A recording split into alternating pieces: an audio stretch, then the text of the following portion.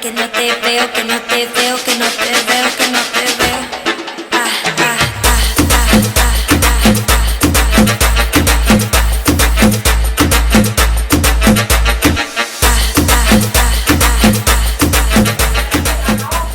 All right. Hey! Hey! Welcome. Thank you. Everyone, welcome. Hi. Guess what and guess where I'm at? This is the side of Front Street you don't really see, but that's where we are. Front Street Studio. If you've been following me, which you should, if you haven't, shame on you. Follow me, Pej the Maniac, on all social media platforms. At Pej the Maniac. Thank you, Raedene. That's the only reason she's here. Of course, subscribe to this podcast, pHumblepodcast. Guys, it's season 5 finale. Yo! Episode 107. Jeez. We are here. Here we are. Now, if you guys have dug deep in the vault of Fumble Podcast, you would have seen that episode 8 was with my man Dennis McBride, who runs this studio. And at this very moment, he's pulling in all of the furniture because it's pouring down rain here. Yeah. In June. In June. Yes. That is a very rare thing, but we love the background sound and aesthetic. It's very pretty, and it's cooling it down here because it was really hot. Yeah. Now, let's focus on the actual task at hand for this episode. My really good friend that I'm fortunate to have as a result of me making the change in my life that I needed to a long time ago. And this is a gift that is a confirmation that I'm going the right direction and that I should continue to do that. Her name is Raedene. Hello. Hi. Welcome, Raedene. She just gave me her full name, and I'm trying to remember it. Raedene Nicole Roberta Harborth. Oh, boom. There nice. it goes. And I pronounced it right with my accent. Hey. That's good. Welcome. Thank you. Thank you for having me. I'm so excited. Dude, this is amazing. I'm happy you're here. Raedene, you hosted Saturday Night Comedy Music Night. I did. Last Saturday. Last Saturday. It is Saturday right now for those keeping score. This episode at the time of the viewing will be Tuesday, the 13th. But yeah, we're recording it here. We just thought, and that background noise, if you hear it, it is people freaking out over a bug. There's a bug. Multiple. There's like 15 roaches. There's 15 roaches in the background. It's beautiful. You get everything here at Front Street. Amazing. Yes. But it all stems from love as they kill those roaches. We will not incriminate them. We will not say who it is. No. Oh, jeez. Raedene, do you have a phobia of roaches? I have a phobia of small things I can't see.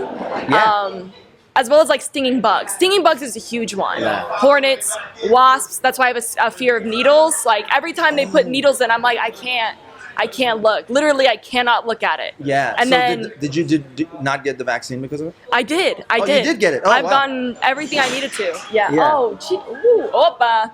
Opa! Yes, I love it. So needles. Yes. Needles scare you. They do. I have a fear of needles. I fear of heights, but I still like pursue the heights. Yeah. You know, I Yeah. don't know, stuff Heights, like that. that's okay. What about you? What makes you scared? Intimacy? Abandonment? How did you know? Hey, same. Commitment, trust. Not. Yeah. No. I guess my phobia would be water, actually. Yeah. Wow. Yeah. Like ocean. Ocean, specific ocean. Yeah, yeah. What about like Lake Tahoe? Like if you go there. I haven't gone in the water there. Got it. Which we were trying to do. We were. Yes, and then I pussed out. Like. So many people. In fact, the plans fell through at 2 a.m. I was at Thelonious, another comic. Yeah. I was at her birthday party, and Marcian was there, and it was supposed to be. It got down to Marcian, myself, and Lisa Latchin. Yeah. And Marcian and I were there. It was 2 a.m. We're supposed to leave at 6 a.m. And I looked at him, I was like, what if we just, like, not go? And he was like, yeah, that sounds great. And then we messaged Lisa, and I was like, hey, Lisa, would you be terribly upset if we didn't go? And she was like, thank God. I've been laying here stressing about it. So we just didn't go, which was, it's all right. Things will happen as they are meant to happen. Meant to happen. Absolutely. Yeah. And I do want to be a part of that the next time you plan it. Absolutely. Wait till it gets really cold so that everyone has to really step up. And your fear of water. Yeah. Well, Well, see, Lake Tahoe water doesn't bother me as much because it's kind of like a circle. It doesn't lead to lead to unknown. The void, the abyss. So if I can ask, how about fog? If you're in fog, does that kind of transcend that? I've driven in fog, and I've driven in East Coast fog, which is a whole different animal. I bet. And it's like you literally are driving against a white screen, and you're just like, I hope I don't hit anything. Yeah. Jeez. Yeah. So, but even with that, I would say getting taken away by the ocean, like the monstrosity that lives within. So it's the currents, it's the undertow. Yeah. It's being fully unable to do anything, and you're fully aware of it. You can't be like, you can't swerve a car, right. You can't walk anywhere, you're just in the water. You want to hear a crazy story because Absolutely. this whole podcast isn't even about you, it's about me. No. Yep. It's I'll make it quick. I was in Kauai. We were at the beach. We go in, there's water there, and then I get caught in a what do they call it? A current. Is it a current? It's called a current, I think. There's this. I know what term. It's kind of where like it goes out and about and around. Yeah, and you gotta go with it. Yes. Yeah. Which, oh. Yeah, and I'm just doing my thing, and then I realize there's the shoreline, and I was here 5 minutes ago, and then I look back and I'm like way back there, dude. The best part about that is that I didn't know I was in a current because it actually allowed me to stay calm. Like, instead of me actually thinking what's really happening, I got competitive instead. I was like, I'm gonna fight this bitch has water. It's not gonna hold me back. You don't know me. I'm Pej the maniac. I wasn't the maniac yet. But I'm like, doing strokes like hella hard. Like, I got this. Nothing, right?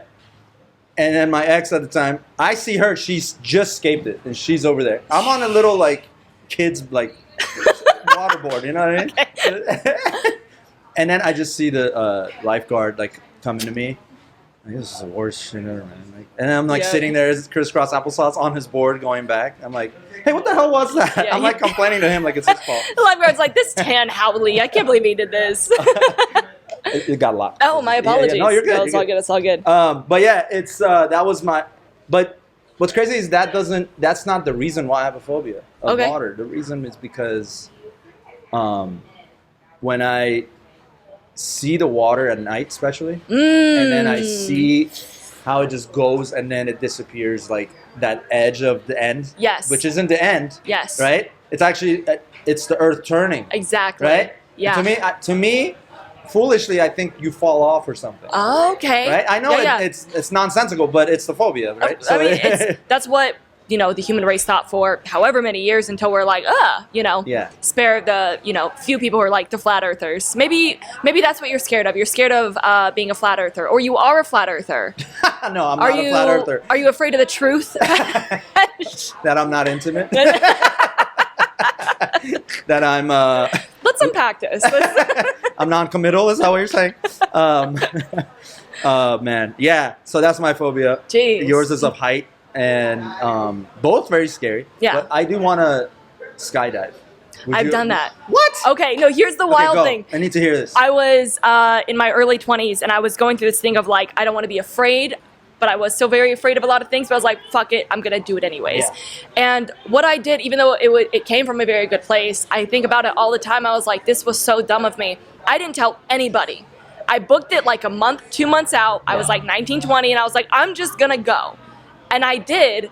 I didn't tell anybody, and it was fine. It was wonderful. It was also a Groupon, which I extra should have told somebody, And then I called my dad as I was driving. He was like, what'd you do today? I was like, I just skydived. And I think about that, and I'm like, that I should have, because if I did die, there was an accident. They call the phone. They're like, Robert, your daughter just died. Oh no, what was she doing? Skydiving. Click. He'd be like, you're not scamming me today. Wow. It's not happening, But it was amazing because the whole time, when I signed the waiver, if you die, you can't sue us, Well, duh. Yeah, how would I? The car ride to the little plane, getting in the plane, and takeoff, I was so nervous, but I used all my childhood trauma and I started disassociating. And I was like, I'm only going to think about the fact that I'm actually doing this once I've jumped out of the plane, and I cannot do anything about it. And so I was tandem to the guy, and we're like outside the plane, we're hanging out, the whole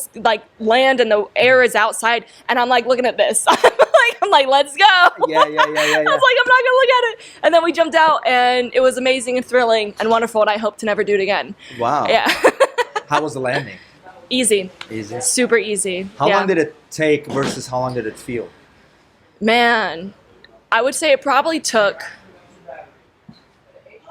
5 to 7 minutes. It wasn't long, and most of it was just kind of once you let the parachute out. Yeah. It felt minute and a half. From quick. Parachute deploying to landing?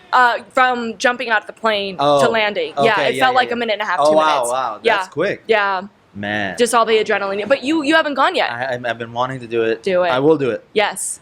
Which is a good segue because I want to talk about where this podcast is going. And I want to talk about where Saturday Comedy Music Night is also going. It's not going anywhere. It's going to stay in Sacramento. And we're going to continue to produce loving weekly Saturday mics here at Front Street. If you're ever in Sacramento, for my non-Sacramento audience, please come visit. It's a lovely area in Sacramento. It's called Old Sacramento. It's right by the waterfront. And Dennis McBride, who runs it, who's been on episode 8, go back, way back. 2 parts? It's a two-parter. It's a two-parter, yeah. And we're going to continue this. And I have some news coming out about who's going to be hosting it. So keep your ears and eyes open for that. As far as Phumblepodcast, this is, like I said, the season finale of season 5. I still remember my very first episode and even the thought process of how long am I going to do this for? And to me, I was like, I'm just going to take it as long as I stay inspired. And now 107 episodes later, I'm just getting started, baby, and I'm going to take this thing to LA, and Phumblepodcast is going to get bigger and better, and so you guys just wait and see what's coming with that. We'll still have our occasional Zoom interviews here and there for guests who aren't able to meet me, and especially the ones I have a guest here from Portugal. I had an episode from Portugal. I literally, that was the earliest I had to wake up for a podcast. I was like, God damn it. I have to look lively at like 9 a.m. You know what I mean? And like for him, it was like 7:30 p.m. or something like that. But that was a good episode. Check that out. His name was Nabil. He's a doctor, medical professional, he likes to call it. And he had some great ideas about health. It was an interesting discussion. And I believe it was right at the beginning of the pandemic when we did that. Like episode. Dang. And he had very unique views. And we have a dog in here. Hello. It's actually your next guest. I was warming the seat up. Yeah, Raedene, please. So you're like, the real season finale. Could you focus the camera? Of course, Pesh. So sorry. I don't mean to take up your time. Raedene's a great roaster, by the way, as well as a great comic. But she has a very unique talent in roasting. She actually has wardrobe for roasting. It's annoying and amazing at the same time because none of the other comics think about that. No, I have to give that to Drew Schaefer and Josh Means. They both hosted a workshop at Laughs Unlimited about roasting because that is a whole nother beast. Like obviously, you have stand-up, hosting, roasting. They're different, you know. Yeah, they are. And Drew Schaefer talked about how it can be hacky. Doing some type of items, it can absolutely be hacky, but if you do it correctly and not too much, because then it's kind of like you kind of get known for that. People can use that for roasting. Then it could be like, nice out the park. And for that roast that I did, it was amazing. He had such great hosts. It was Lance Williams. Lance Williams. That's right. I've also roasted Lance Williams. I was there for that. That was Alameda Comedy Club. Alameda Comedy Club. Yep. Lance is a great guy. Yeah, absolutely. But he did give me my only W in my roast, so I'll take it. Roast is fun. What is it called? Bay Area roast. Roast area hold on. Roast Bay Area, I think it's called. Roast Bay Area. Yeah. Roast battle Bay. Roast Battle Bay Area. That's exactly what it is. There it is. Yeah. So look for that. They're taking actually over the nation now. There's Roast Battle Bay Area being represented at the mothership. That's amazing. Yeah, I'm so proud of Josh. I know, it's amazing, man. One of the hardest working comics in Sacramento. That's truly, right. 100%. Yeah. Josh, if you hear that, pay us later for that compliment. Just kidding. He's broke. He doesn't. Shit. Okay. It's okay. He's a roaster. He can take it. That's fair. That's fair. But all right, let's actually talk about you now. First of all, your social media, plug away. Hi. My social security number is my Instagram is at Raedene Harborth. RAEDENE HARBORT. It's right there. H. As you see. There it is. Give her a follow. Instagram. You're mostly active on Instagram? Instagram is like the only thing I have, yeah. Yeah. That's cool. I want to get into TikTok more. I just also I'm enjoying just being a stand-up comic and there's comics who have talked about the business part of it and how they don't enjoy the social media, kind of what it does, what it doesn't do. There's this whole thing about, Matt Rife is very topical right now. Yeah. But I feel like before I even have an opinion on social media, I just want to enjoy making material, and I do. I enjoy the material, of course, Sacramento comedy community. I'm incredibly passionate about, I think, for what we all do and for the community we have, untouchable. Yeah. And that is not to say other communities don't have that or can't have it, but to be a part of it, it's magical. It is. So it is. no, I'm just on Instagram. I'll dabble into the other social medias and the business of it later, but right now just Instagram. Okay. Yeah. There's nothing wrong with that. IG. Yeah, it's hard to balance it all. And that's also the point of our first topic here is balancing life. So, and to touch on the Matt Rife situation, I like him. Mm-hmm. I think I know he's polarizing right now. Right. There's some comics. Truly, I don't understand what. I Googled him. I was like Matt Rife. Yeah. Nothing came up. I was like Matt Rife issue. Nothing came up. I was like Matt Rife controversy. Yeah. Nothing came up. And I was like Matt Rife touched a child? Question mark. I hope you didn't find it. No, yeah. I don't know. Apparently, he's very conventionally attractive, right. And he's very successful and he's very young, and people are upset about that. Is that correct? What I'm understanding? I have the same understanding. So, okay. And to me, is that's not even him, right? That's something internal for whoever. Right. It doesn't even have to be just comics, whoever. Absolutely. Right? Yeah. Yeah. So, anyway, to me, I'm happy for the guy. Same. And he's, if anything, how is he doing it? How is he doing it? Right? Exactly. Because the looks and all that aside, that's not gonna get you there. He's putting in the work. Mm-hmm. He's already had 2 specials on YouTube, right? Good stuff. And and he's got the backing of some of the great comics out in LA, So to me, it's he's doing something right. Right. And it's working. So let's actually study and then learn from him. Absolutely. And he's funny. I think he's hilarious. I haven't watched his stuff yet. I've been meaning to. Yeah, he was here at Laughs. Was he really? Yeah, he had 3 nights here. When was this? Recent? Yeah, within a month ago. Yeah. Jeez. I know. I didn't get to go because it was sold out, obviously. So. Bet. Yeah. But he's check him out. He's great. Will do. I like how we want to talk about you, but we keep going. So your first year of comedy, you managed an Airbnb. Used to. Just finished it. Oh my word. It was, people were just a nightmare. There were nightmares, I'm sure as you know, just existing. Yeah. Then they're in your home and you're like, oh my God. I think the worst thing I ever, since you asked that. Go. The worst thing I had to deal with were this guests that stayed for a week and then they left. And they were very polite, very nice, the whole week. And then I walk in and literally gagged at the smell. The smell hit me first. I didn't even see the mess. And then I went in and it took me quite literally 6 to 7 hours of going over everything to clean it up. I emptied 3 gallons of what I think is human pee. Oh no. Oh, 3 gallons. 3 gallons. 3 milk. How long were they there? A week. It's a week. That's a lot. I was like, geez. So was it a bet or some shit they did? I have no idea what it was. I just know it was something that I had to get ready for because there was a guest coming in the next day and I didn't want to deal with any of this. It was a frustrating situation because they were so nice and polite and then they quite literally Oh yeah, they also I think had a small dog in there because there was quite literal shit in the corner. So like they were like, "Oh, thank you so much. We had such a good stay," and then they quite literally shit in the room. I was like, I don't know how to I hope it looked like dog shit and not. It did look like dog shit. Good. Yeah, but regardless, it's just one of those things that's like, you. There's no way you left this room and don't see what I see. Wow. Yeah. What can you do?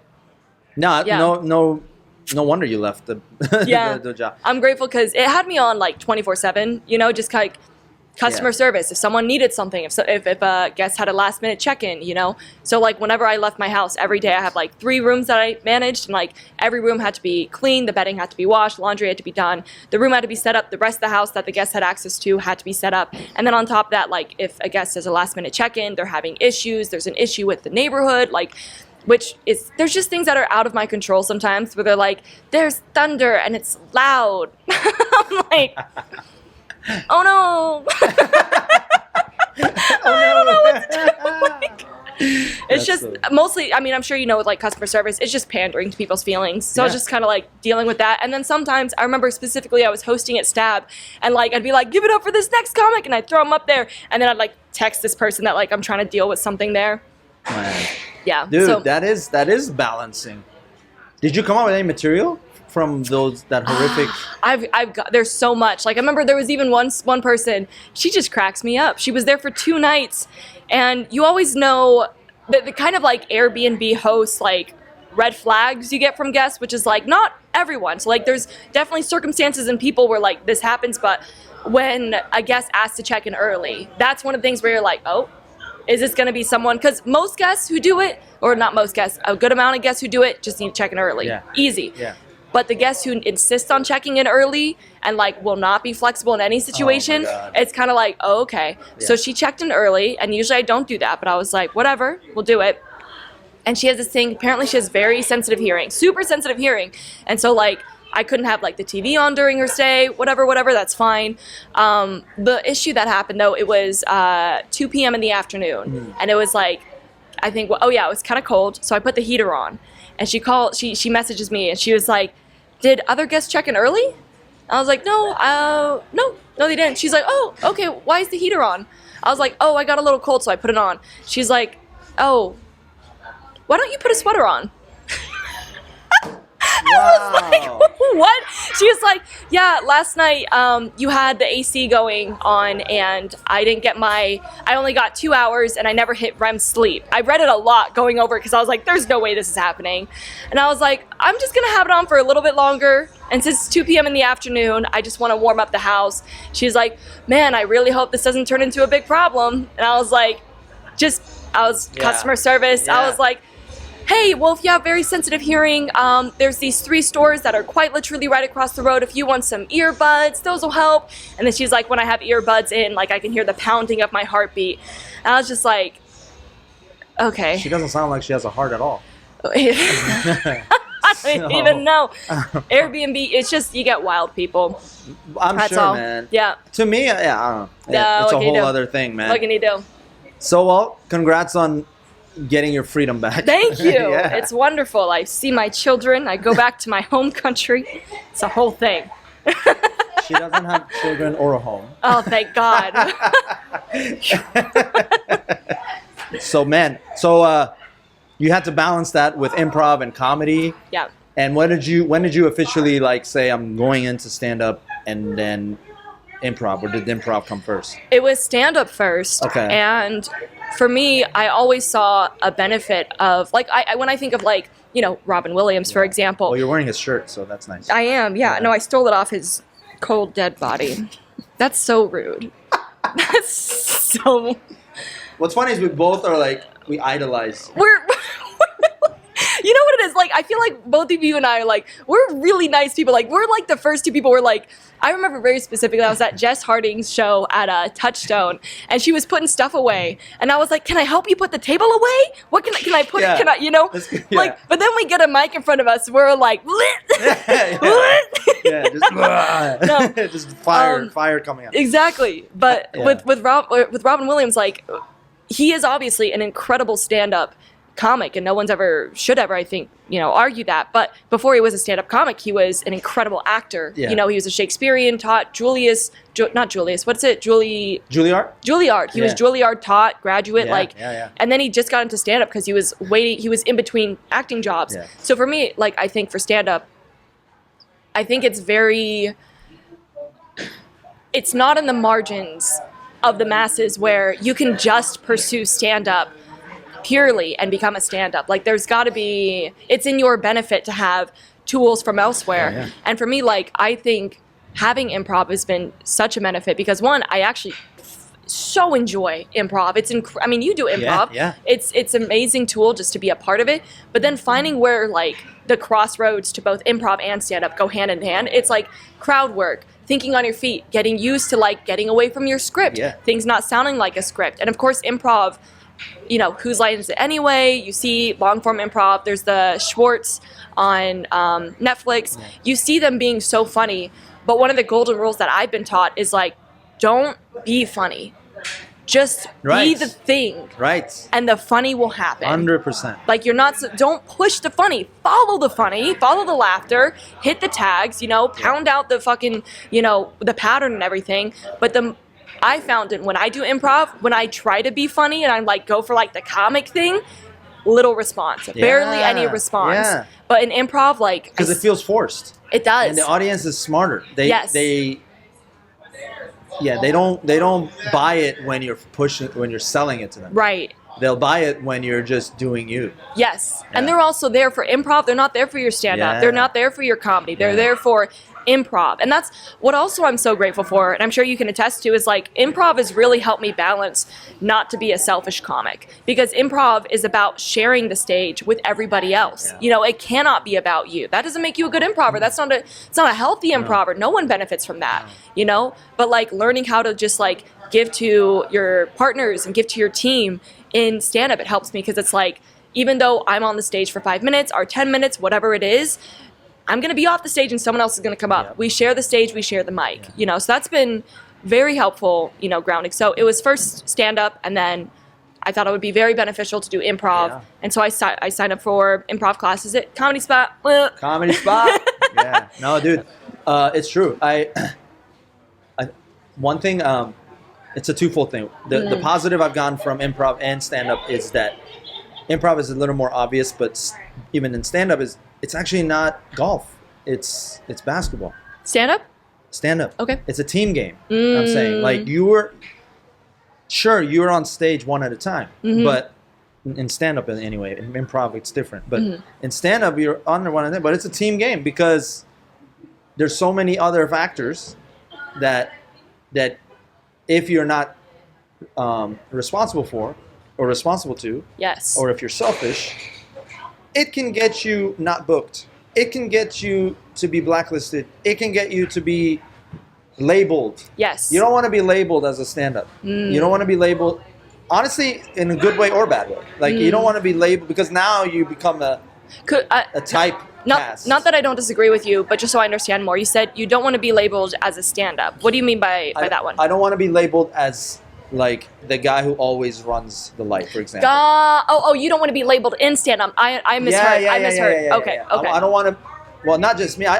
Yes. I'd like to think no comic wants that. But, and then also, you don't want to be labeled as the guy who only jokes about A, B, and C. Right. Right. All his or her jokes are about that. Yeah. But that's the part of the growth of it that I'm learning.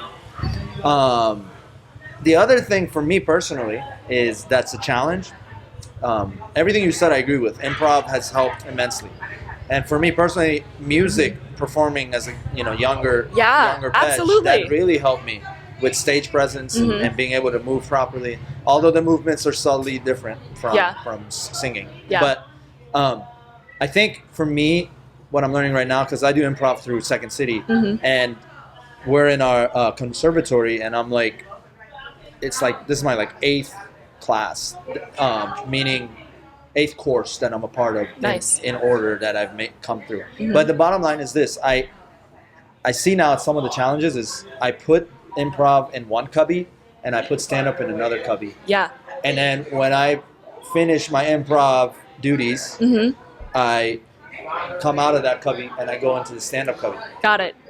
But I shouldn't have walls in between them. Same. Yeah, Yes. I feel that sometimes. I'm like, okay, turn off improv, turn on stand-up. But the reality is both should be on.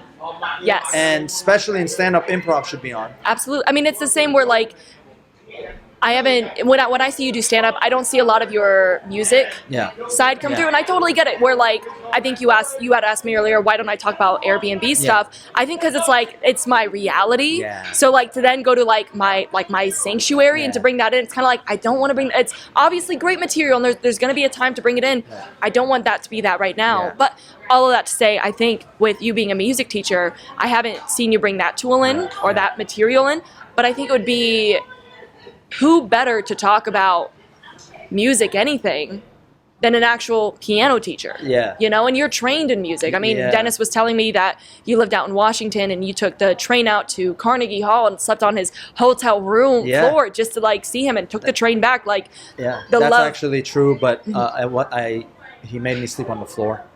So, and he's standing right there. So if you ever follow him, please DM him and say how rude that was. To Venmo you, what was your handle for Venmo?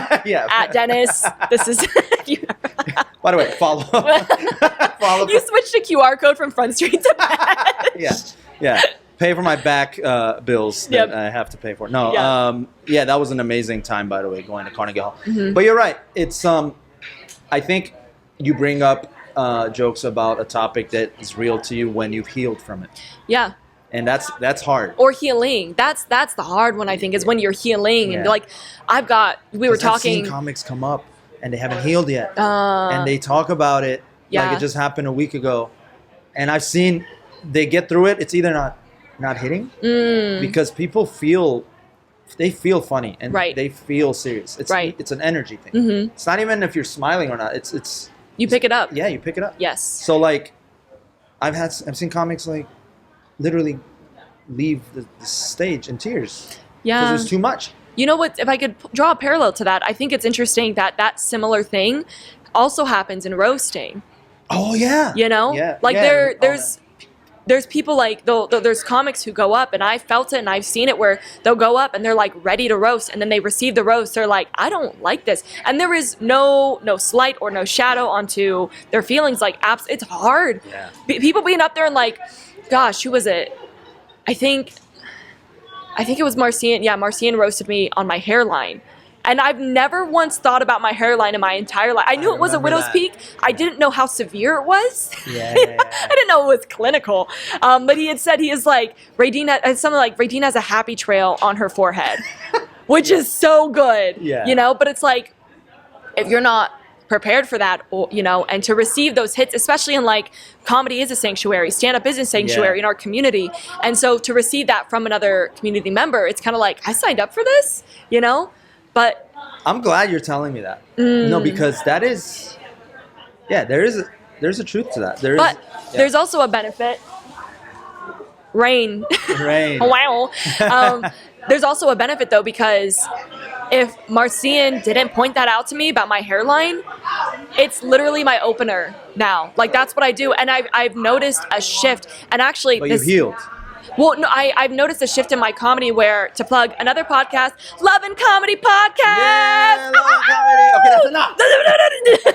Pay us, damn it. No, Aurora, she's also a co-host with her partner Drew on there. Drew, we spoke about earlier. Yeah. Aurora talks about how her comedy shifted, her set shifted when another comic, she went up there.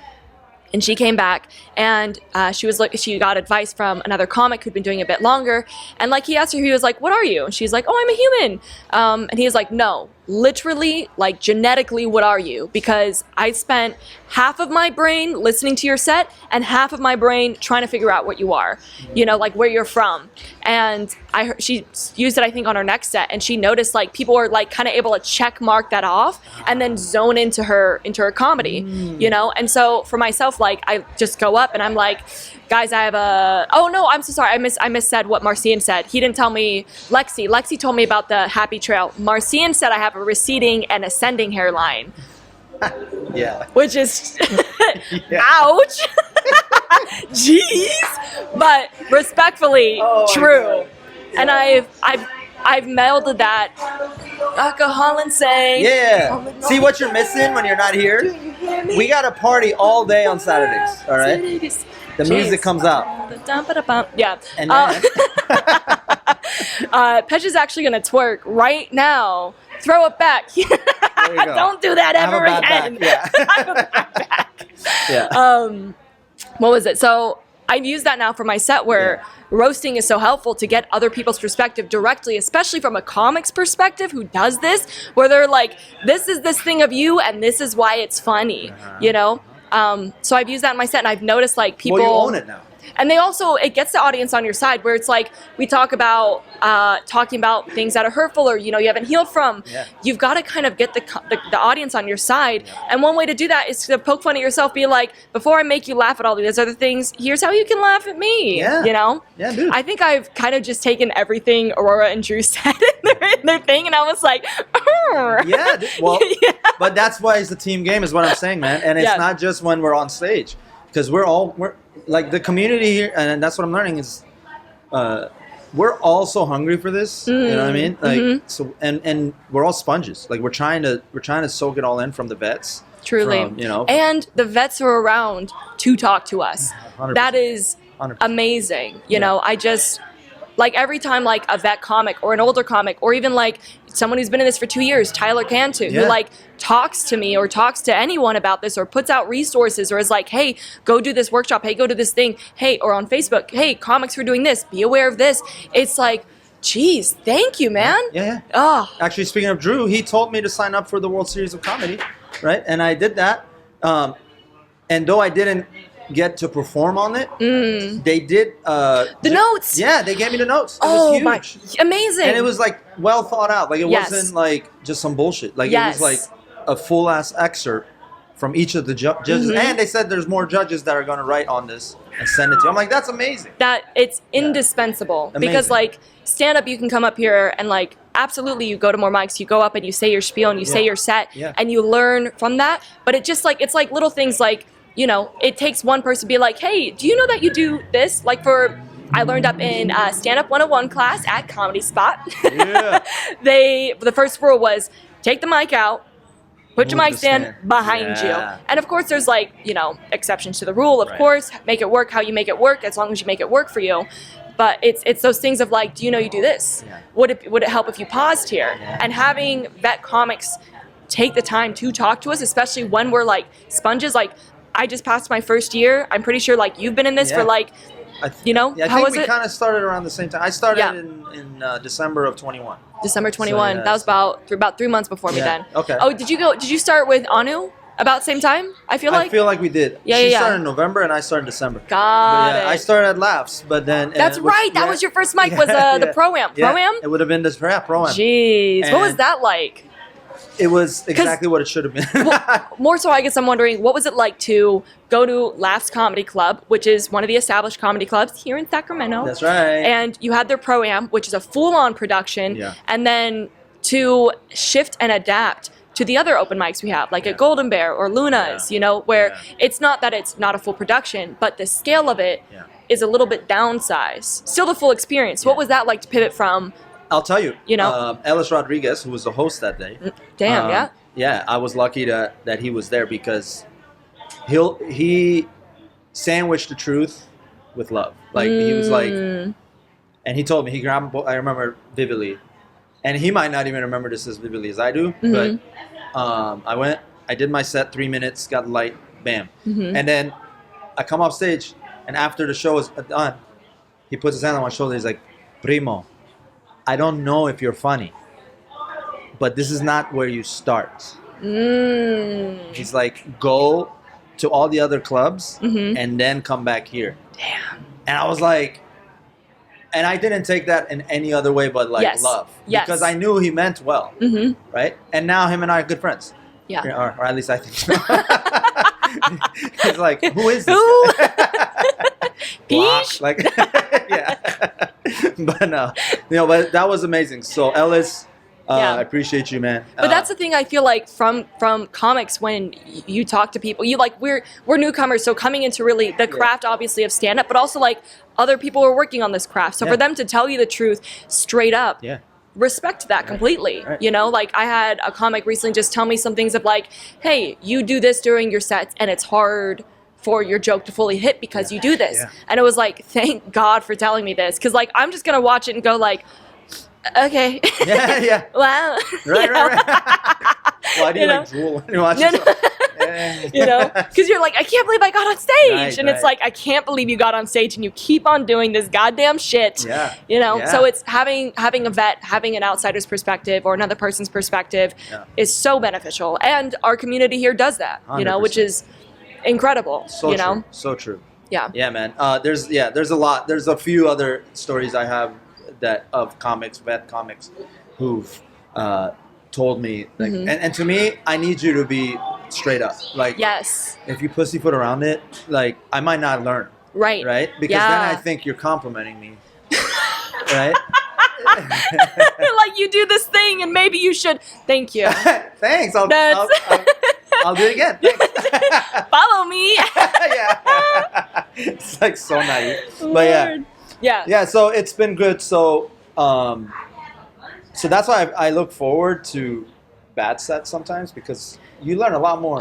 I love bombing. I'm not Truly. interested in like hitting homers right now. Yes. Right? Yes. Like, we because shouldn't be. You shouldn't be. And if we do, that's a little fun gift. But like, bombing is such a gift. It is. And Yeah. when you let go of that emotion attachment to Mm-hmm. results, because it's not about the results, it's about the journey. And when you start to really get comfortable in that, then you really see the magic happen. Yeah. Like Subhas Sharma. Oh, Subhas. Yeah. It's not funny. We plucked so. He's probably gonna come to the mic tonight. I love He's one of Subhas. our favorites because he shows me that like the grind and like Yep. putting in the work. Yes. I respect that man, and he Yeah. does it every day. And you know, like he has a full family, by the way, which we've never seen. So it's probably hidden in a basement. Maybe held hostage. Who Yeah, knows? yeah, probably. He sent them to the Everest. That's Nepal. Yeah. But Subhas. No, I feel like Subhas and Stephen Ferris very much like 100%. they're in the same lane as far as like Stephen Ferris. I have seen him do a set where the audience doesn't get it, Yeah. and so they don't respond. And then I've seen a set where a comic was laughing so hard he threw up. Yeah. You know, Yeah, and yeah, I yeah. get that every time I see Stephen Ferris. I'm like, I cannot hold this in. That's This is because it's just the way he continuously it's incredible. And that's the same with Subhas, where it's like you cannot copy what they do. You can learn from it. You can absolutely learn from it. But the lane that they're in, that's theirs. We Yeah. can't be there. That's right. You know? Oh, it's amazing. Amazing. Stephen Yeah. Ferris, by the way, also has been on this podcast. Stephen Ferris. His episode is in the 80s, and sorry, Stephen, for not remembering. I think it's 83 or 84. So check it out. All right, let's touch on some of these pointers that you Sure. wanted to hit on. Co-hosting. Yes. Well, now you do that here, but you also been doing that at Golden Bear. Comedy Spot. Comedy you got Spot, to that's host new. That. Oh was my God. so awesome. Ugh, Yeah, that was fun. just grateful, man. But Just see, that's grateful. proof, man. That's proof. Like, we all have our strengths, right? We all have our strengths and weaknesses, of course. But, like, I think one of the comics told me, he's like, always lean on your strengths when you're on stage. Whether you're hosting, you're roasting, or you're just doing stand-up Right. or improv. But while you're leaning on your strengths, you work on your weaknesses, right? And he's like, it's like, don't abandon the strengths because you suck here, so you want to just focus on this. Right. It's like, now you suck. Now you just suck. Right? Yeah. You know? So it's like, Yeah. it's like play the game is basically what I got. Absolutely. From that, I remember watching the Jerry Seinfeld documentary from like 2002, 2001, I that saw one. that. And he talks about where he had just, I think, closed his show, you know, did the 8 seasons, and then he was hitting the road again for stand-up, and he talked about like, he's like, oh, I did a rookie mistake where I opened up with new material, you know, and it's like stuff like that where it's like, it's counterintuitive. You would think that like, let me do my new material, get that out the way, try it out, and then go to my old material. It's like, because I feel like the instinct is to end on a big laugh, Yeah. obviously. Yeah. But also, it's like to work up to that big laugh, you kind of want to, again, get the audience on your side, do the stuff that works, then do the new material. So true. You know, so. So true. And your strength is hosting. One of them. I like to yell at people. That's, Thank you. She's abusive. If you hear this, please The address is. There's a reason this is a public place Yeah. with multiple Yeah. exits. She was trying to come to my parents' house, and I'm like, nah, we're good. My parents are gonna bring out like engagement shit, and I'm like, it's gonna be confusing. Like they don't I'm understand me. gay. They're like, They what? won't understand that Yeah. I can have friends that are also not girlfriends. And not cheating. No, I think what's no, truly, this is a real thing. I am a gay woman. I absolutely am. But I'm in a super heterosexual relationship, and with with a super heterosexual man, like Okay. very straight. Yeah. So I don't know if that like lessens my gay points. You know what I mean? Who am I to judge? So That's fair. You're right. I don't know. It cracks me up because it's like my whole family like kind of were encouraging me to come out. Yeah. But I was like, no, I'm Christian. Yeah. So And you also have to like deal with that. I feel like at the time my daddy issues were bigger than my mommy issues, so I didn't get like the full chance to develop my gayness. And then my mommy issues became bigger than my daddy issues, and then I became gay or was, inflated. Yeah, I don't know what you would say. I don't know. This is your month, so you have fun with it. Thank you. Yeah, I get it's a 50-50 custody with all the other gay people. Okay. Thank you. I don't know if that's the math, but okay. That's not the right, but that's fine. I understand. I think we're on the same page. Cool. But hosting. Yes, hosting. You host here. That's right. That's good. Front Street. It's my baby. Week 40. Man. Week 40. Well, how many 40. trimesters is that? Is that not third trimester? We're already working on the second child. That's basically what I'm saying. Amazing. Yeah, and so 40 weeks, and it's been not skipped a beat. We haven't skipped one Saturday. Wow. So that's 40 straight Saturdays. And didn't you start in the summer or in the fall? We start in August. Jeez. Last Raining, August. freezing. I remember y'all had a heater here. We've had a show here on Christmas Day. Wow. We had a show here Thanksgiving. Nice. We had Halloween. Nice. Like we decorated. Like we tried to go all out. Yeah. On it. And again, I'm not at your level where I'm hosting at like all these different venues. Like you're at Comedy Spot, Stab, Golden Bear. I love for you to be here as much as you want. It's like I kind of just I don't know. I feel like my brain doesn't work well when it's split too many ways. So like for me, I want to just put all of my eggs in one. Right. Not saying that's right or wrong. I'm just saying like that's kind of how I can function better. But also like it is such a successful mic, and it's such an incredible venue run by incredible individuals. Yeah. So it's amazing. And I feel like the places where I co-host, there is a group collaborative where it's like here, it's really you and Dennis. Yeah. Yeah, he meticulously walked by right when you said his name. I have to get my phone. he's like, I don't want to, but I gotta. He's like, finally, you guys plugged all these other people. Yeah. No. So I guess we can, and we did touch on a little bit on your personal life growing up and all that, and feel free to talk on that as much as you like. But how has it been going from a trauma-filled upbringing to then pursuing this, and then also being able to fucking keep your chicken healthy? Yeah. Right? To be able to do this consistently. It's been very beneficial because I feel like growing up in a traumatic household and like childhood and upbringing and all that, it's kind of nurtured me for adverse situations. Okay. Like it's so silly, but I've never seen the movie, but I know the quote where like Bane is talking to Batman. They're not buddies. Yeah. Something's going down. And Batman like shuts off the lights or something. And then Bane's like, Batman, you fool. You play in the dark. I grew up in the dark. And like, that's always really spoken to me because like, I did not, it was not like, I was never physically abused.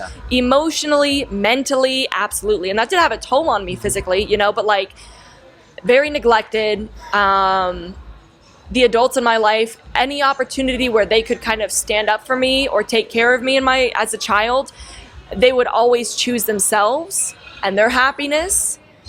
Even if it didn't make them happy, they just wouldn't. Yeah. And was very difficult. And not to get dark. No. But like, I grew up, I wouldn't say I was suicidal, but more suicide romanticization, but I still think that qualifies as suicidal, you know.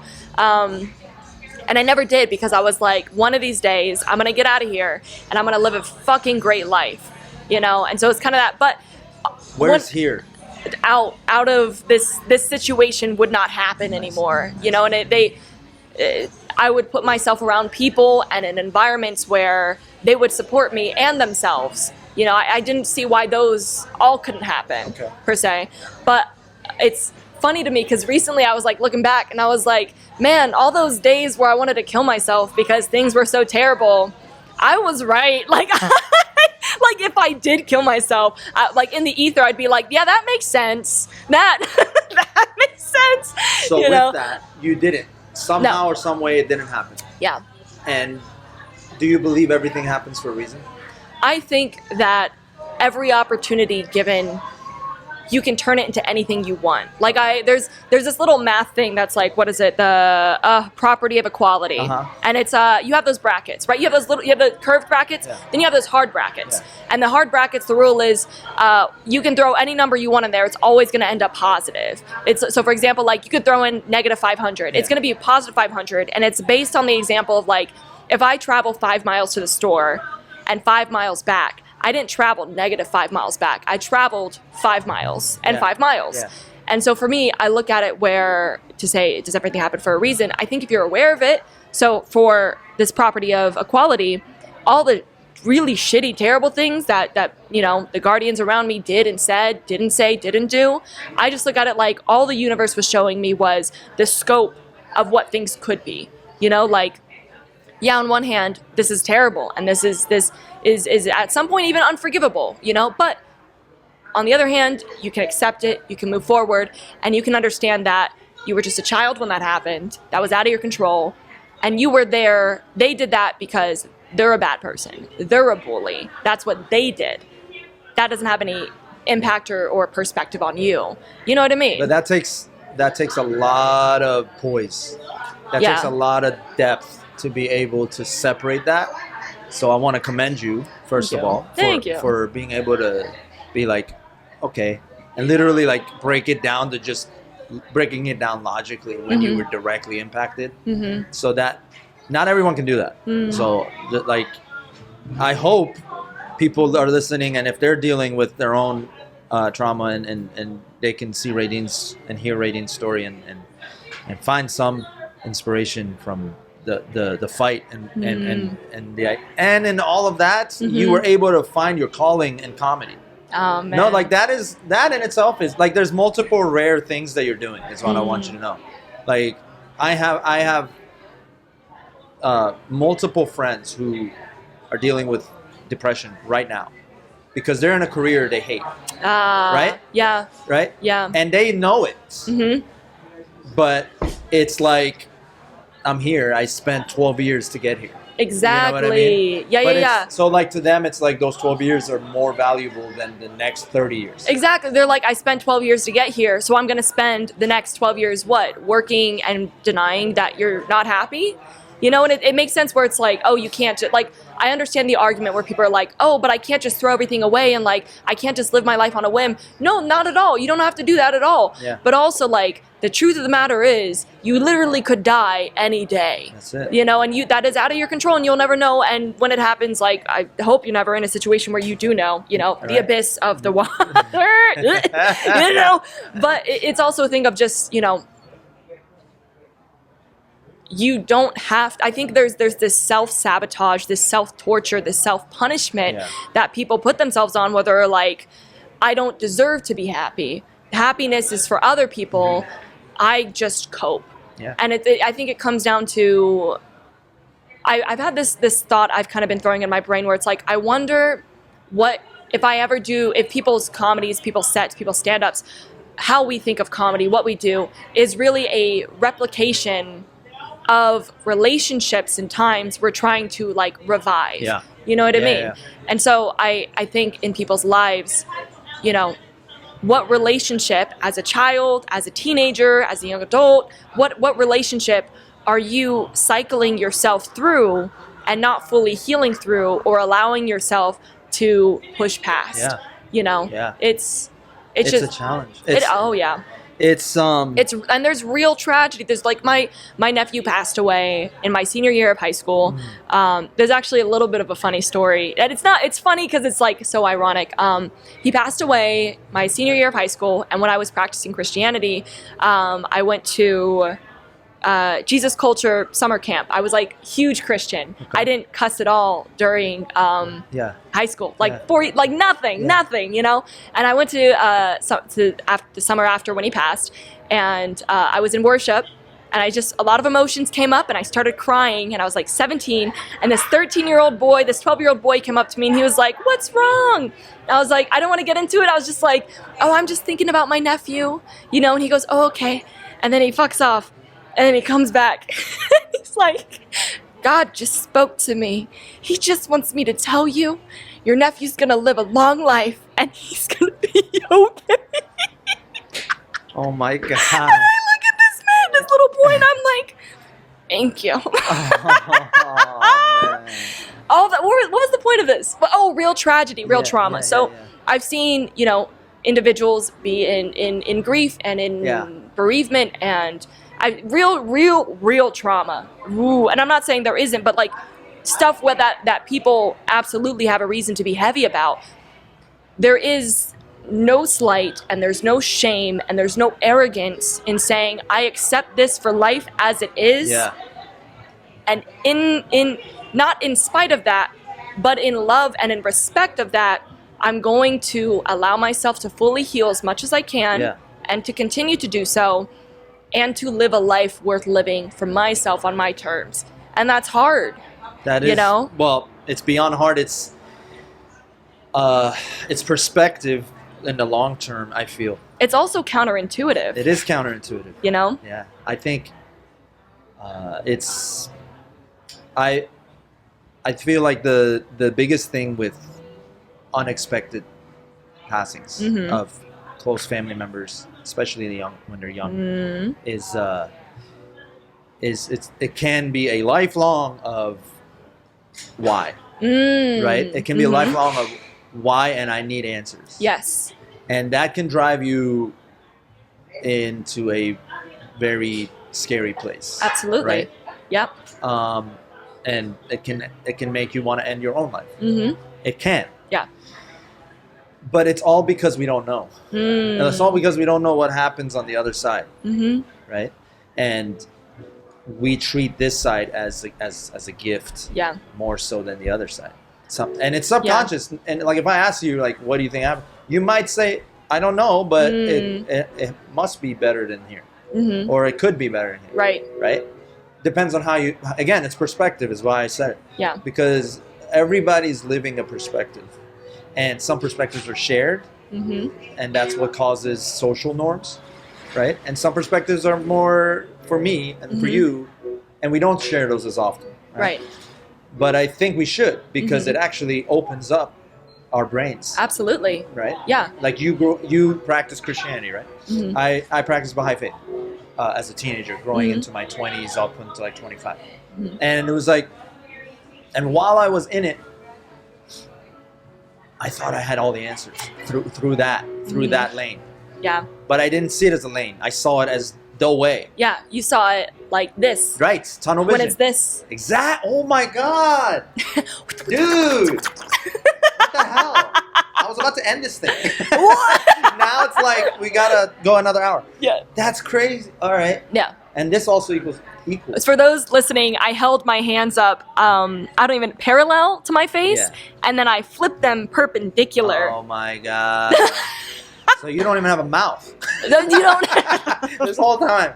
Just with my eyes. Yeah. She's mute, guys. I do want to say, though, I think the things that you had mentioned where, like, it drives you to a certain place, it's why, all these things, that part of me I still fully feel. Not obviously not when it first impacted me and continued to, but I just accepted that I'm never going to know. I'm never going to know. I'm never going to understand it. It's just not going to happen. And so I fully let myself feel those feelings. I try not to deflect those feelings. You know, like, for example, with trauma and with my upbringing and, like, you know, why didn't these adults do this? can look at, like, obviously internalized with my parents. I can, like, look at my mother who, like, she grew up suppressed or oppressed by the government in South Africa, in Wentworth, one of the most dangerous neighborhoods at the time, you know. Is that during apartheid? During apartheid. Yeah. Yeah, and so she grew up with that. And so for her, she has a certain thing for herself she hasn't healed, that when she sees me, as much as she's happy that I have this freedom, that I can only assume she's happy for me. My mom tried to sue me in December. She's a wild card. And I represented her. And I fucked your dad. Okay. No, I'm sorry for you. You're like, that's why you can't come to my parents' house. My mom hates you. No. Really? I thought she was great in bed. Sorry. So, but all this to say, with my mom, I can look at it and I can internalize that as an individual, herself set outside as what I know her as my relationship as my mom, she is going through it. And so having a child, it's very triggering for her to see me happy because of her inner child who may feel jealousy or like she's been slighted and how not fair it is, you know. But then I can also look at it like, but as a child, that was unjust. That was not right. I'm your kid. I didn't do anything to do this. I'm not an outlet. You know, you can't use relationships or people as an outlet. You know, I mean, take up stand-up. Goddamn. You know? That's true. But it's things where I think both can exist. I think you can be irrevocably upset and pissed and angry and just shitty, and you can also be happy. It's a choice. Ultimately, it's a choice. Some choices are harder than others. Yeah. But it's a choice. And it's not just a choice like, I accept all terms and conditions, except it's a choice. Yes today, yes tomorrow, yes the day after. It's consistently making a deliberate choice until like we get up. Like, I mean, you can even draw a parallel to comedy for your comedy podcast. You know, there's things where we are so aware of ourselves the first few mics and we're looking at people and all this, and then suddenly we're thinking pauses and we're thinking like, what does this stance do? Little things that'll become what we're so macro are now micro, and we can build a foundation upon that, you know. That's why this takes time. That's why becoming great at stand-up takes time. And to do the time, you know, why it's like, do it, that's There's no shortcuts. There's no shortcuts. But like, that's what I enjoy so much, where like, we talked about bombing earlier, where it's like, if you're bombing, you're on the right path. You're doing the thing. Like, I had this thing I tell myself where it's like, I'm going to be a working comic a lot longer until I'm a paid comic. And I'm going to be a paid comic a lot longer until I'm paid for the work I'm doing. You know, and like in stand-up, in arts, like that's just... You see it all the time growing up, like watching your heroes in stand-up or even other ventures that are similar in paths. They all talk about it. You got to pay your dues. You got to pay your dues. You've got to. And we're literally in it. Right? And it's... I'm happy to. Right? And again... when I made a decision at 33 to do this, right? Because at 23, I was, you know, not even close to where I was maturity-wise to. But you weren't ready for it then, and that's okay. And that's okay. You know? And that's my story. And I know other people who do the same thing who started late. Exactly. Right? The love of stand-up. I don't know how late. They just started a different age, a different stage, a different time. I mean, look at Lourdes. Lourdes Ione. Killing it. Oh, I love her. I love her so much. But it's things like the love of stand-up is no age required. It's timeless. It's timeless. You know, anybody can, and you can always come back to it. You know, or just Joe King. He's another one. Joe King. Yeah, Joe King. You might. Oh wait, I know Joe. I know Joe. Yeah. He's definitely old. I'm sure.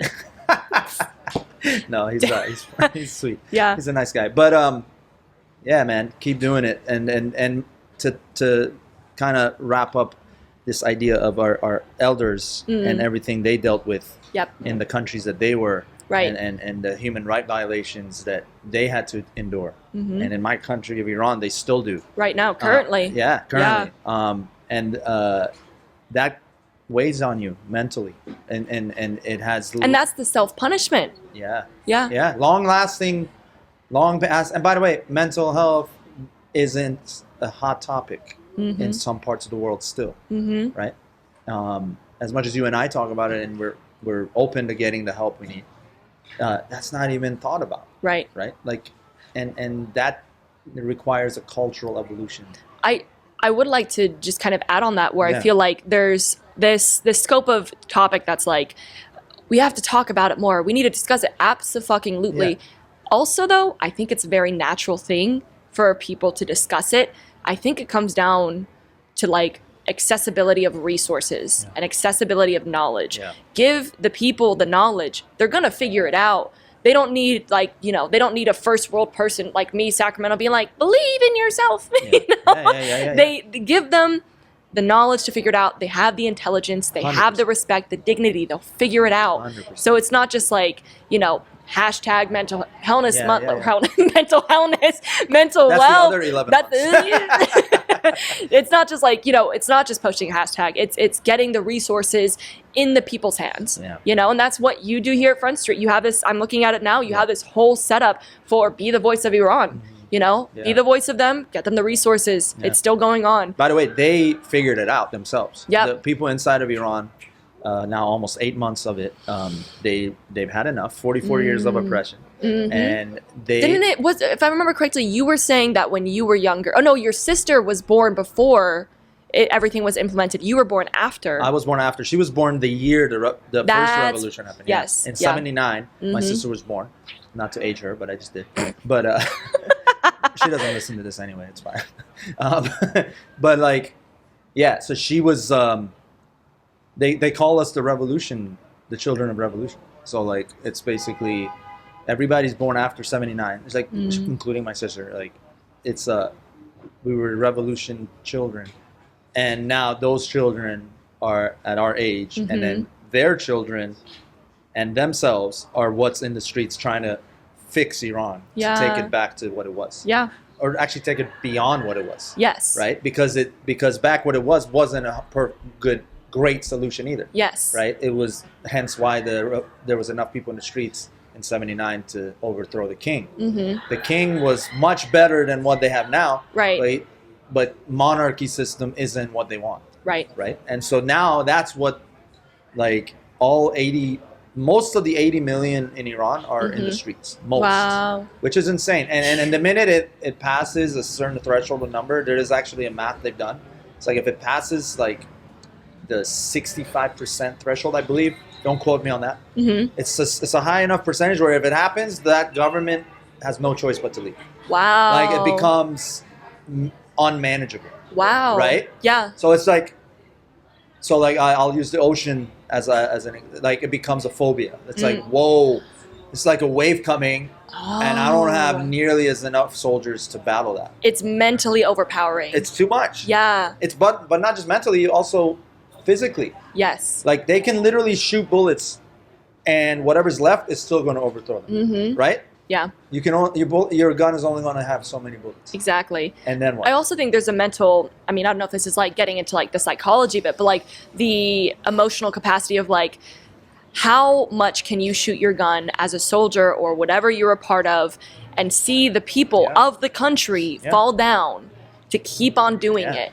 It's literally, we are at that point now in this revolution now where it's, they literally, I just read this today. One of the guards of the IRGC flipped on them. He said, I've had enough. That was just today. It's been happening now for a while. Right. So you're right, though. The morality, which is ironic because that's how this whole thing started. It was the morality police that killed Massa and Amini. Wow. Right? They call themselves the morality police, but it's all perspective again. Right. And it's all bullshit. It's just a name to fool people. Yes. And that's the thing. The people in Iran are no longer fooled by this smoke. Yep. It's a smoke and mirror thing, and it worked when they weren't educated, right? Because you got to think about this, and then we can move on. But the time this happened was when Khomeini, the original leader, came into the country. He was able to fool enough people because they were not educated. Right. He gave them an idea, and they're like, "That sounds great." He promised them the moon. Wow. Literally, like he promised them things that people were like, "Yeah, we want that." Right. Did he deliver on that? Absolutely not. Yeah. Immediately, as soon as he was granted entrance back into Iran because he was from Iran, but he was exiled in France, right? So he comes in. There's footage of it, him coming into Iran again, and as soon as he comes in, he's like, "No," like, and then the reality sinked in. Right. And by this time, the Shah was already gone. And it was just like, all right, now we got to deal with this. The It's power. The power of Yep. education is Yes. what that means. And the mistake, because these people in charge of this regime are ignorant by choice. By they're choice. They are. Yes. It's ignorant by choice. Yep. Willful ignorance is the biggest crime to humanity because you are literally trying to stop evolution. Now, some argue is like that is part of your evolution, and it's true. Yeah. I can believe that. But the bottom line is, the mistake they made is they were only thinking about right now. How much can I make right now, money-wise? Right. Short term. Short term. Yes. They didn't realize they ignored the small little mistakes they made. They ignored them, and those mistakes is what's causing them to go away now. Yes. Because those mistakes was you let people get educated. You didn't shut down colleges and universities, right? The Taliban is doing it in Afghanistan right now. They just cut education for women, which is cruel, obviously. But they realized, oh shit, we're going to get an Iran situation, Right. right? But that's also temporary because by now they are educated enough Right. to be like, okay, you're going to cut school out? Cool. We're going to march to the streets too. And as soon as you're on the street, just watch what happens to Afghanistan, what happens to Palestine, what happens to Israel, what happens to the Middle East, and eventually the whole world. Yeah. Because I'm pointing a gun at your head, and you're like, okay, I'd rather die than live in this Yep. situation. Yeah. The fear is gone because it's replaced with information. And when Yes. it's replaced with information, that becomes power. Yes. And now the leader can say whatever the fuck he wants. It doesn't matter. I also think there's a power in, like, for people who say they're for the country, as far as, like, you know, what did you call it? Not the soldier, you used a different word. Oh, the guard. Guard. Yeah. So the people who run that, where if they're pointing a gun at someone, they're like, you know, and they believe themselves of that country, you know, and then they look at someone who is of the country and fighting for that country. And by the way, the people, no weapons. Damn. They're coming to the guns with hands. They're just like, hey. Literally their lives. Yeah. Yeah. So, and there's- that'll affect you. There's such a mental fuck up where it's like, if you're going to kill someone, you're like, this is for the country. And they're like, no, you're not doing this for the country. You're doing this for your selfish reign. Yeah. I'm going to die for the country. Yeah. Which, of course, is a tragedy and also heroic, Yeah. you know? Yeah. Yeah. It's and that has been the theme of this whole season 5. But I also feel, if I can say for yourself, to kind of like, I think it's kind of the tone of what this episode has been, where yourself and everyone else from Iran, where everyone is fighting the battle in their own different ways. You're doing so here at Front Street Studio. You're talking about it on the podcast. You're always posting about it. Things that aren't currently available in Iran, you are able to take advantage of it, and you shouldn't ever self-punish or self-doubt or self-guilt yourself for that, because they're fighting for what you have, and as someone of that country and of the world, those are things you should have, you know? Yeah, no, I've thought about that ad nauseum. Yeah, and it's and then I come to the same point as you just made, is that, well, let me use what I have Exactly. to get them, and the more we do it, and again, the media, you know, that we all, and that's a whole other bag of worms, but the media mainstream is owned by people who are of specific interests that will make them the money. So back to square one, selfishness. And it's not about a better human world. It's about better for you individually. Yes. Or you and your family. Right. And Yeah. all of that is getting exposed Yes. as a result Yeah. of this revolution. And smartphones. Smartphones and the ability to research Yeah. right away. We don't need to go to the local library anymore. Like, Yeah. it's like, oh, I can just do it now. Yeah. And that's put the power in the hands of the people. So when I tell people listening to this or watching this, we have the power because we have information at our fingertips, literally. It's and everybody knows that. But the Right. thing is, when you actually think about that, you're like, whoa. If a dictatorship country is about to get its freedom, and they will, Iran will be free. The Shah didn't fight back as nearly as much against the people when they asked for him to leave. But that took 15 months, and it wasn't even this much bloodbath. Right. These guys aren't interested in the people; they're interested in money, Yeah. oil, and continuing to keep this country hostage. You really think they're going to leave without a fight? They're Right. going to fight, but they're going to be alone Yes. because the guards, they've been drugging the guards to be able to do what they're doing. I shame. But it's getting exposed. Now Right. that information is spread all over the world. So everything they do to be assholes, Yes. it's Yeah. like, oh, fuck. Like, they're playing fucking Uno while real Iranians are playing chess. Yeah. Like, they're like, okay, you're gonna try to Right. kill us with drugs? We're not gonna work. Watch your economy collapse even more. Boom. And they go on strike nationwide.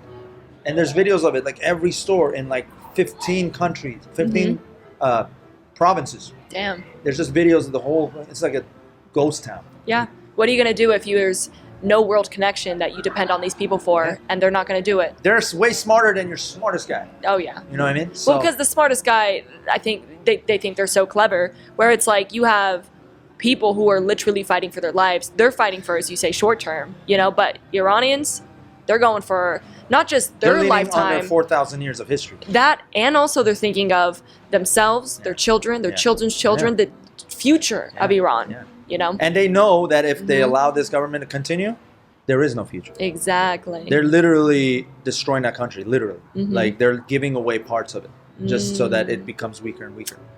But it's all temporary, man. And so continue to be the voice of Iran, and not just Iran, be the voice of any oppressed nation. And unfortunately, there's a high number of them.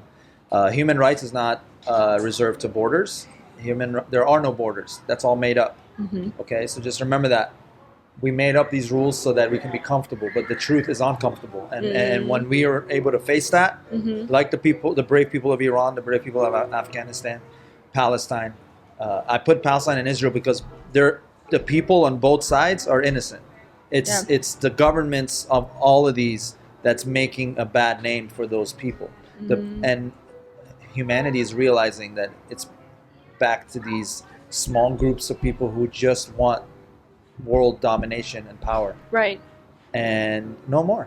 It's all going to end. And we saw the change in South Africa. 1992. 1992. Nelson Mandela. That's right. That's Madiba. right. One of the goats.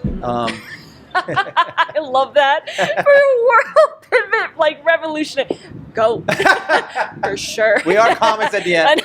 That means we can only be so smart with It's our true. words. For so long, we can hold it together. Then we're like, blah. Yeah, exactly.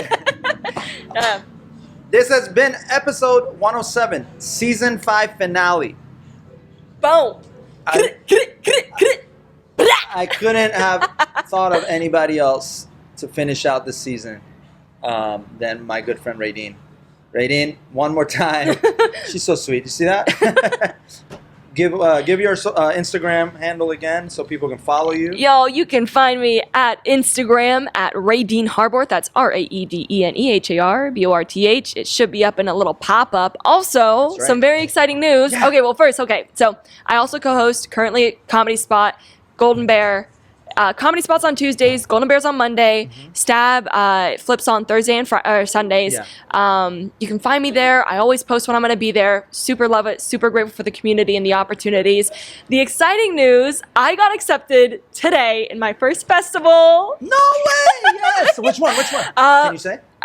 I think so. Okay, I can't say. My only fear in my brain is like that it's a scam, but I don't think it's a scam. Like, because I've like 5 times checked their website and like my name's on Well, how there. about this? Don't say it. Confirm it. And Okay. then let me know. I'll say it's in Burbank, Oh, which is hella fun, Which is gonna be where am I? and it's August.